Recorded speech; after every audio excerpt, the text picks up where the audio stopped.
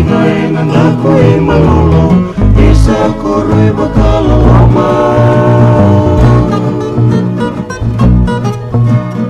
Nandi bualiku emaliwa bilau Ikila ina eto malolo ni nrum nising ena nonda viti Yana mata nisinga adhambe na ikatini kawali ni November ronondul kawalu Ena ngungiri thabin rendre na kina nrum ena pono lawa E malolo ni abarara matakatuna koroba turango solebu Perambulia talento na nonda turanga me ulu ni pono lawa me satu ilawa Rimone turanga kina marama plantation amatawa nuila dawa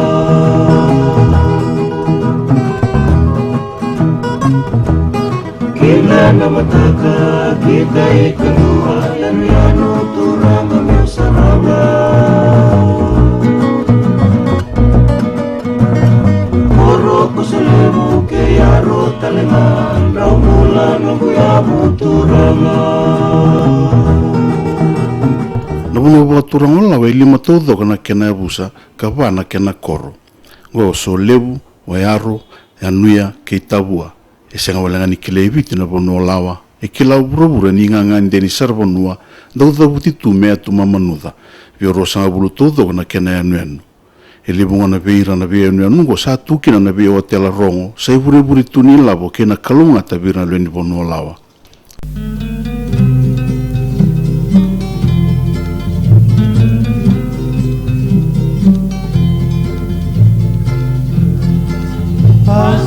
Pasureti koyani dangamani Momaitala no ataka nakelai toboni lasa Aundau di baboli elomangu Meuna laki butuh kasara Leina nomu yanu Maina nonra ikawa noa erasa Nesua mai himarau bakadenu Kona sotava emalolo lai Banua nokan roka toka kenang barali daun revilani vakasi sisi daun kenai dili mai malolo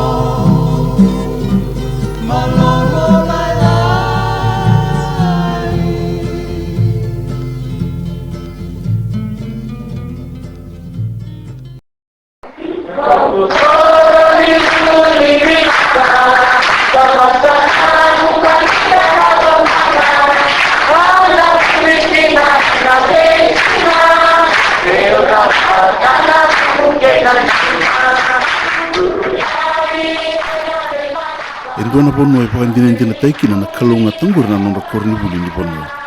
Na wali buli kena kena yaya e ruin tuatani saraka sa bosa ngakina na ilabu.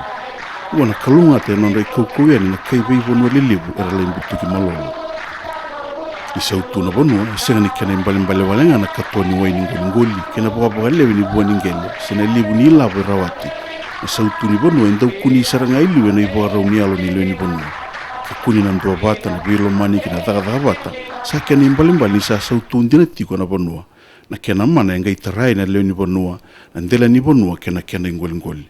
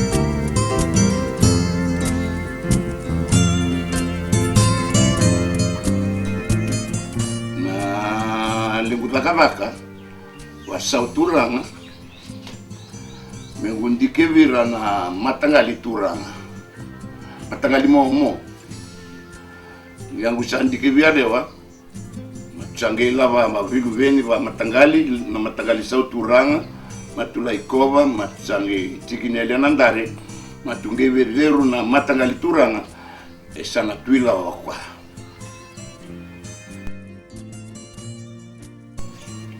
Wanoi malolo vako tuke rara. Vana rara na wanoi malolo lima na yabusa. Enakike.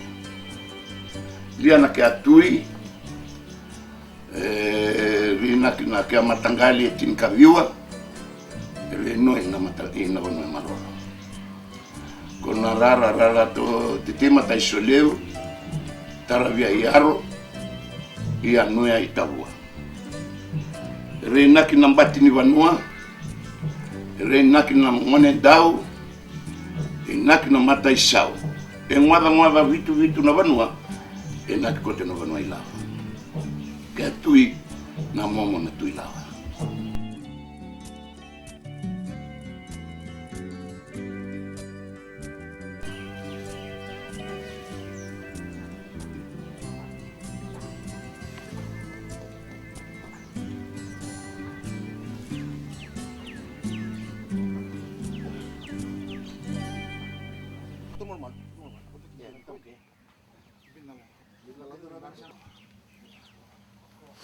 Nai mata i sarangani taka paponu e na singa bimbio ya na kena lai kiremi paponu na vatu mendambe na turanga tuilawe na ngaune mbulikina.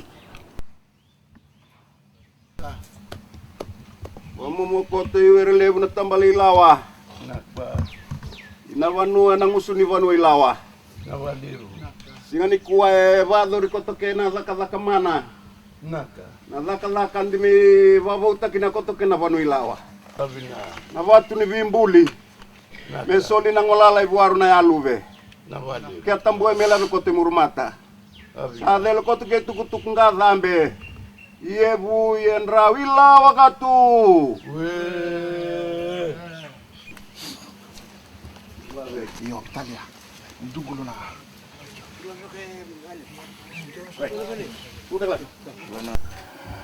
Na ndendra watu na momo ibiti. Ndanya na watu ni vimbuli malolo musandani ya niare. Na watu na ikoba. E viu na ikoba shonga ngitamkila tia amba oya una lengu dola e vitsa luka tolu na watu shongi sa oti ruana tu yambulike. Tamadala tia elamebe.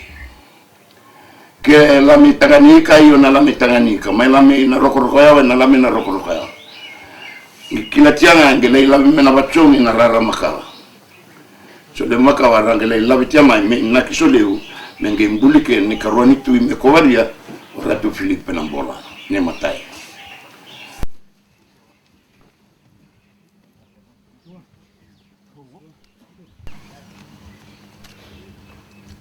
Isabakan tamperi uti na patu lom ni palilebo tambali lawa rasangai kiri babonu nampati ran rabanga na turanga sangai le kiri mi babonu mena nonda tiku ratu sebenaya mesama imbuli babonu mera turanga tu lawa.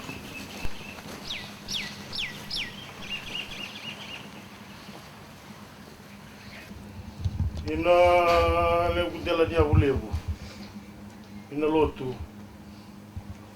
Ina kelono ni tukani bakita na mas. Tere tuna matani singa ni alo dono na singa ni kuwa. Tuwa kwa tuna vanue lawa. Pabina bina atakini yadha watangati mena lele wana kalu. Warau takinya na kia nraki. Warau takinya na kia tikini sila. Warau takinya na kia yawa watangana kia nao. Eliana mbati ni vanua. Tambua ni vanua ilawa. Pena tambua na kuilawa. Sa me dhabula ki koto keme musala ikoba. Mengwa rabina lenda dhaka ni viva habita iso. Viva ta iso taki baba nua kena vanua ilawa. Ina kia bata matataki, na tuku asala korto na kia dhaka taki. Ina vida na singsama. Sano itaki tuni na leding gomi. Ina kia yalo ba momo. Ina kia yalo bina, ina kia yalo sama-sama. Natambua, sa te dhabula ki ba momo. Sa dhala na kia tuku nga baleke. Iye buyan rahu. Dhala niya bulevu. Ino lotu iye, mataka tu.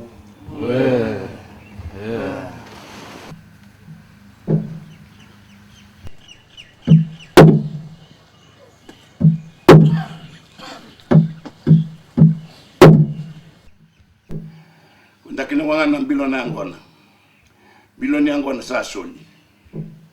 Eliana abu sa solia. Ibanga takina sautura nga ibana abu sa konge mesolia na bilo. Ngi kia tata na bilo. Biloni abu sa ilima.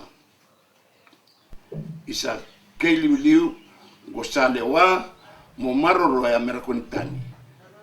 So. Lemui koba na lemui koba musudu kota matengake. E koba ni watu ni vanua. Itu ni belum kono na singa. Mu koba na lemui koba ni koba mo na singa ni kwa. Na song na kay tukutuku. Iya buyan rau sakai rongo le matundela ni abu tambu. Iya lebu na lotu lebu katu.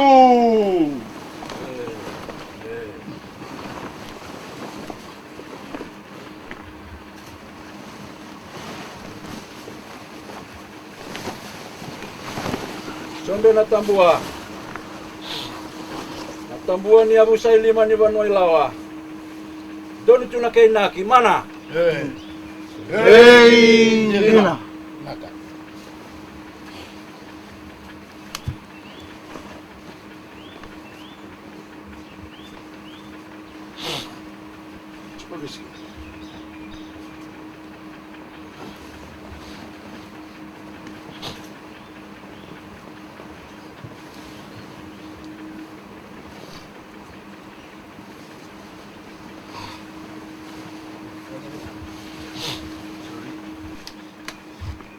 Delnya utambu na lotu levu. Kia wara tambu, na tambali lao. Lagu sapa momo na kia tena mas. Nasio ni kwa.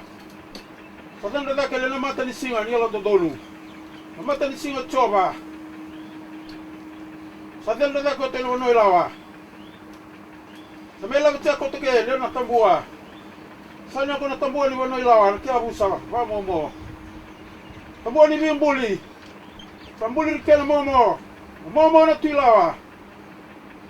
Sampai kau balik kau dalam kau tambu ni rolo ni kuah. Sa kau kau tu bital na momo. Nanti mono biti. Kau kau tu na uli lotu. Sa kau kau tu na ponua. Sanya kau na tambua. Salah beti kau tu yang rumah tanah momo. Iku amir sa momo. Momo na tilawa. Tambua kau ma. Lagu dal lebu na, nolo tu lebu. Buru lebu kawa lebu tambah ilawa. Buru batal momo na tu ilawa katu.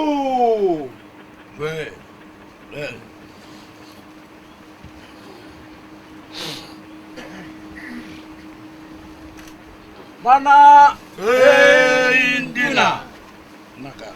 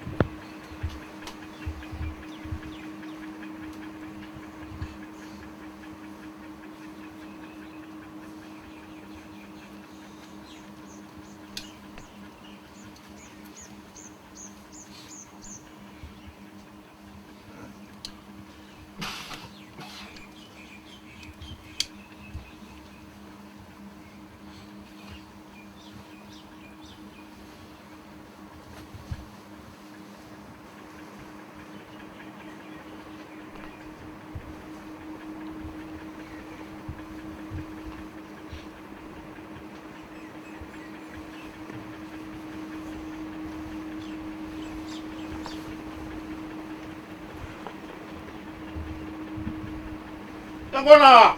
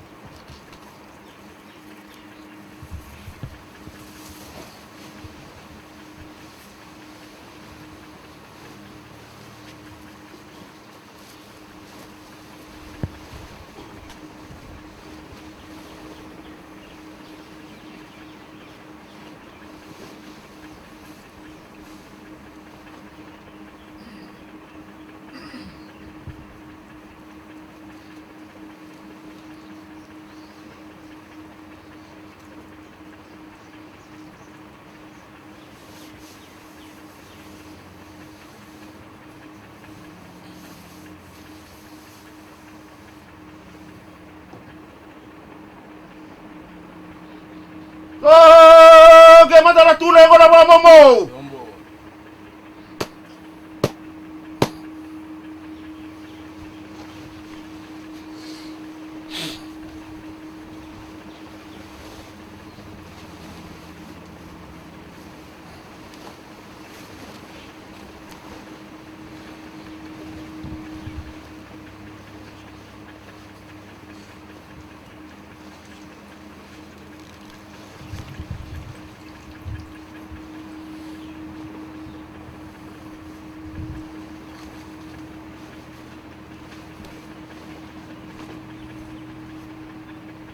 Sa soldi kibe mo ng bilo di Anggona.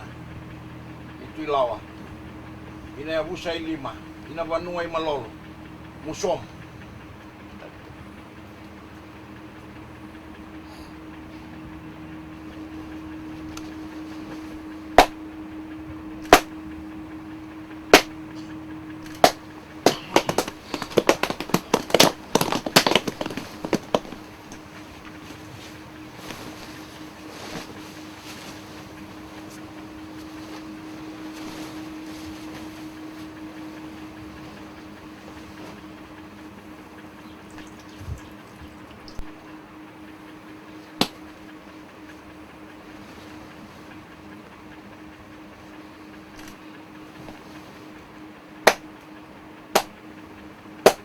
Ah.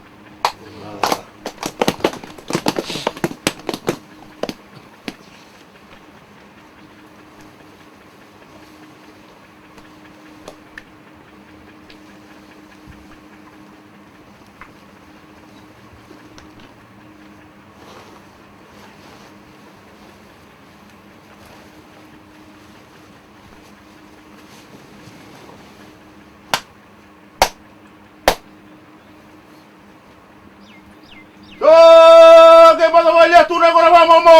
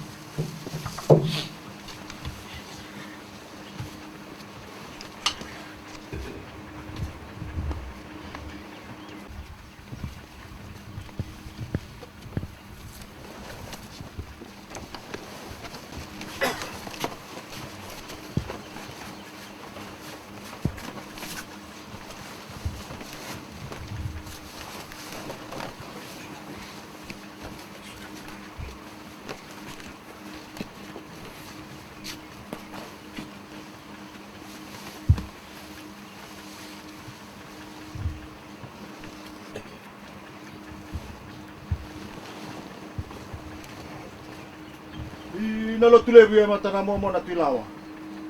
Sa melay somureo na memuyang ko na momo. Na mangiti bata kada kailawa. Bukari na kemu mangiti na yalo malala. Ina mata nga dele. Iya bu iya ndra, ina lo tulebu atu.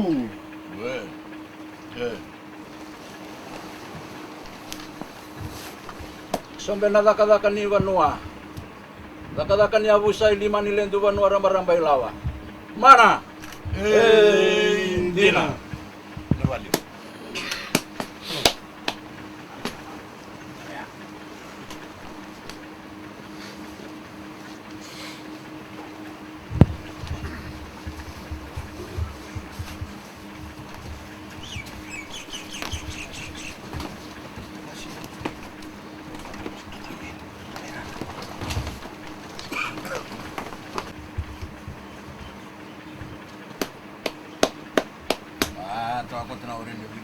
lawa.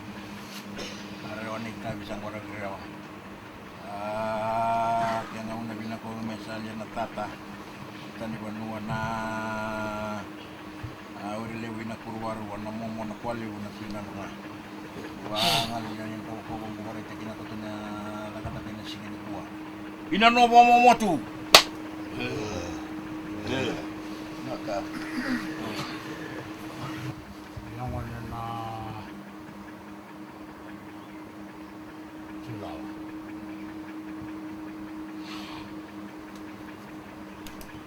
Rakoto na lucu. Lucu kan lucu. Rakoto na curangani lucu muaira. Lucu banget. Tanda koto na nungguan wala. Di kuah ila na hinga bimbita. Sunumia mengu na vita kineu ke mengu togiam boto ila na wohani vanua. Ena woha iwa re wa watini. Nikua intu hila hinga bimbita. Dari pamatanya ho kana biloni vanua o lawa na dem vanua omanya. Bimbita ke buau Malaysia ni musa wahulebu na lemu warlebu ina kurwaru ulama ni kuah ulama i panjina takinia na lemuru komia ho na lemuru biru Malaysia na wanala. Ina samuni nunggu lamai ni ranguhu na via wane tau doko. Sekuma lemu ere na kurwarua alawa namu rani benda. Mata tatau na kinyanga munumia na dem kalau cini cui curangan ukua na bukeiko na tota kiniko ine tabi ya hewa ya lebu onandanya ke na lemu wanu olawa he na lemu ya hano na rongo na boha he na lemu wanu olamanyu Hone nai cucu dari tandra dia honi kuah muru gulung kata muru lomanya nai cucu dari na lomanya ke nerakwani tani nerakwani rarawa na lomani ranangi lomani ana lenda cui arana lomani ana lenda banu Kita bimbita mataraga. Leo na kyangu alam bikila. Denana cucu moni araban dang takina pe takina pe. Ndon ngulame bisab takina au. Ndo patau takini au ako. Abanu na kurwarua. Ini na kamu wacui ni muera. Inguli lima takinia. Nacu takinia tu. Ale mulangwa hewa yale. Ana rasa kena limi tabi. Lecu na cuba takinia munike. Lecu rasa watak lecu tabi. Ini muera di bawah. Tanda kau tahu na locu. Tanda kau tahu na kanjo machui machulama na hingan kuwa machulama jenji na takia la telehona diloira mo golangwa Zola Yalo Jina Yalo Loloma Ngora sa chukele mitavi Wanguwa nolonia na lemuhenga ni kuwa membungumbo we tabita kineupe ambalambalahu sekume bungu adhabu ni andrau ni kuwa na lemu ya longani were nalo chokea Napa. Lahi vandara ndonu koto na itukutuku. Tukutuku elu tukoto benang usutambu. Usutambu ni vanua ramba-ramba ina kuruvarua. Kiasana levu ina nronga ina vosa. Takudia tumena dha levu ina vilomani. Takudia tumena dha levu ni nrai na dha levu ni vivasunaki. Na itukutuku sanya na lenda itukutuku na viwere ya levu ina yasa savara. Lenda itukutuku na itete matani lotu. Na lemu itukutuku sa la isoko te were levu. La isoko te na yalo sava ina yalo vina. Sala inu itakituna le avivu ke na kalodhola. Mena le rewati vina kotoke na itavi sa tau ina watu ina singa ni kuah. Sabanu inu itu ina le mubibu ke na momo. Nia sa savara. Mena rewan ninda daka takinya watatuna lenda vanua. Davilo mani vase wakoto mana. Dina. Navali.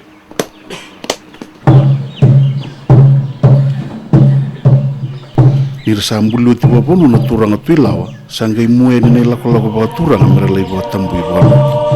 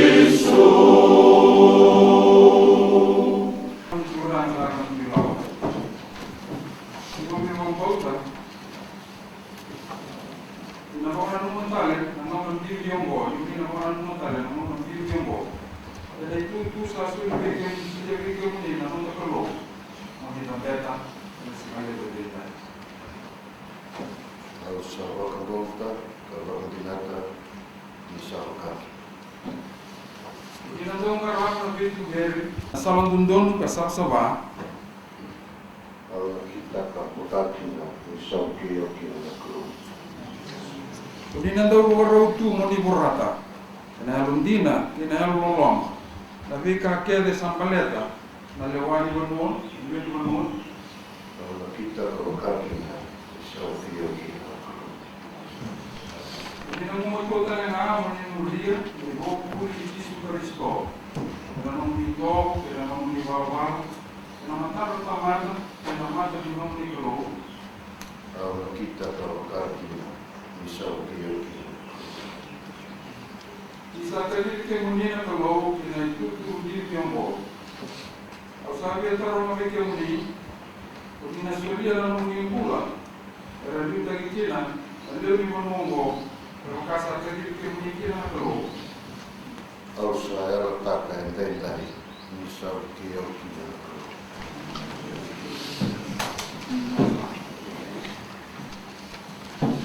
Kemuni nabi kan lomani. Asal kita orang kemuni, sesawa yang kita lomani, kita pukul lomani turang. Sama yang kuliah bo, besar non turang. Kuni lomani koer, kabuke koer, doke koer. Nona na tutu ke na nona lewa. Kuni na borong sara na alu malu, ke na alu rolong. Kuni na daw masuk lagi koer, disebut koer. Kau mai wan melo. Kita okatina sakit mangkalo. Okra manisa dan betala kau sa suretira na mankurang.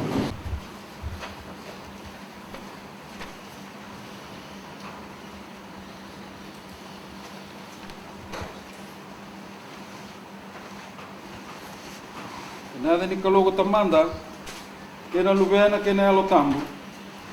Ang sabi ko tamboy ke muni, nung cholia na wala tambu. Kena ser ni lotu. Kena itutu babon wabot tilaw. Isumuti ke muni kena. Nabi bakalong at tagin kalo. Kato serna ya batu itu. Kau selalu muti ke muni at indai. Kena ada ni nota kalo ko jawaban at manda. Kena lubena o Yesu Kristo, kena alutama. Kami sa pilaw, kena singa indai, kena benga ona sa amuri mai. Kami sa wakulunga tatay kemuni ko choba, tamaru be kemuni. Me bakarai di kemuni, namatay choba. Kami sulia be kemuni, na nona bakabe.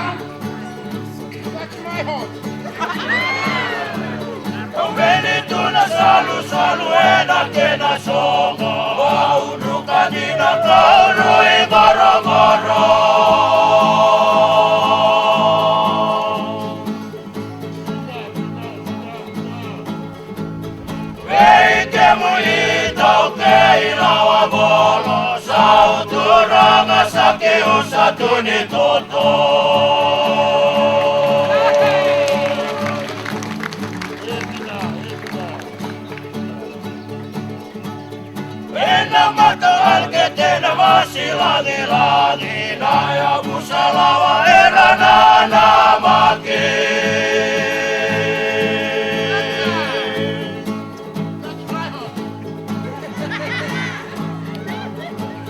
Laki motaira koto mana munilani Landra maketuna kalo dia kami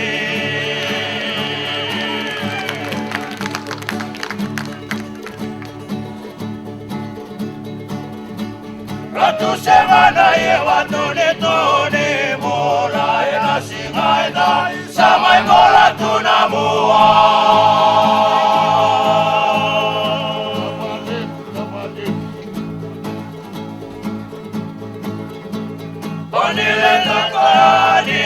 no muya bosa turanga tuila na ila mutini vanua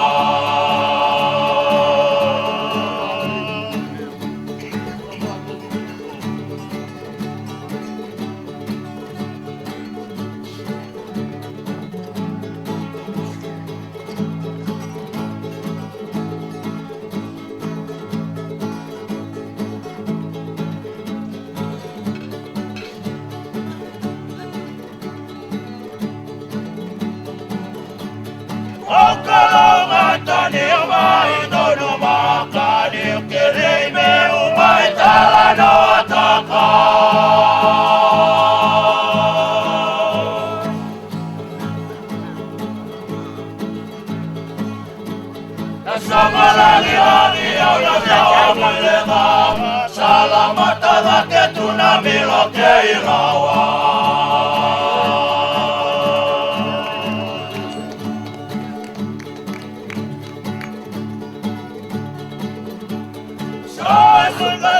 Sale tuna senio aturanga tuilawa bebalabu na mumbula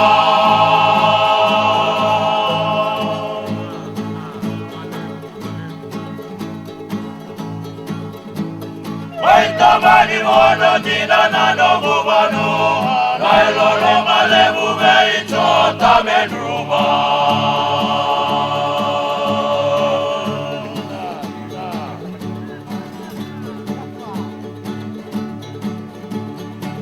Tamani mono tina nano gubanu